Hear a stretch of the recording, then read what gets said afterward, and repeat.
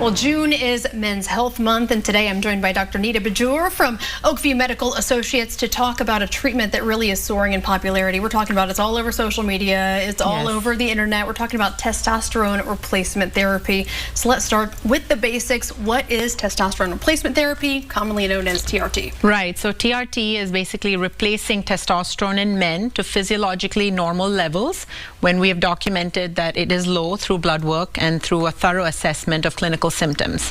So it's a proper treatment protocol that has been established for years, but now gaining traction on social media. Oh, it is everywhere. So just to kind of get to the heart of this, what does testosterone do in the body? Why is it so important to have those levels? Testosterone is the predominant male hormone that is secreted by the testes and the adrenal glands, and it is responsible for providing energy, improved sexual function. It improves bone mass, muscle strength and endurance. It also helps the mood, mental clarity, promotes concentration, brain focus. It does promote red blood cell function, so that keeps that up. And it also is responsible for body fat distribution. So a lot of great functions. Yeah, so why would someone's levels go down? Great question. So, now they have seen over the last 20 to 30 years, the levels are lower than they were before. After age 40, there's 1% decline every year.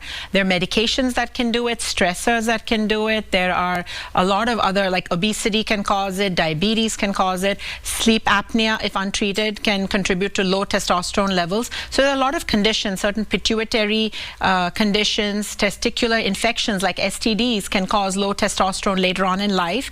Very lifestyle oriented as well, so multiple causes. Yeah, and we were just talking about, it seems like everyone's talking about this. My husband was talking about this and his friends. So who is actually a good candidate for TRT and who might not be a good candidate? That's a great question. If someone prescribes it faster than explaining the risks, that's a red flag.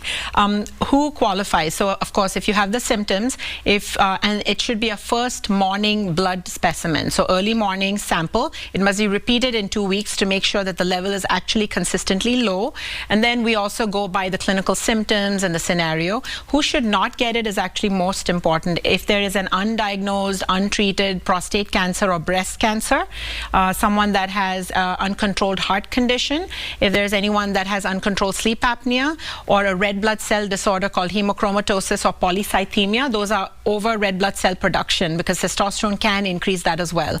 So you want to really make sure that you are the right candidate for the treatment. Yeah, and if you're trying to have children, they say that it's also maybe a good idea not to. That's actually one of the things that's overlooked because it's being overprescribed to the younger men now, just because, they want more muscle, they want more endurance, and then come to find out they have trouble having children later on. So it does depress the sperm count, so that's an important discussion to have.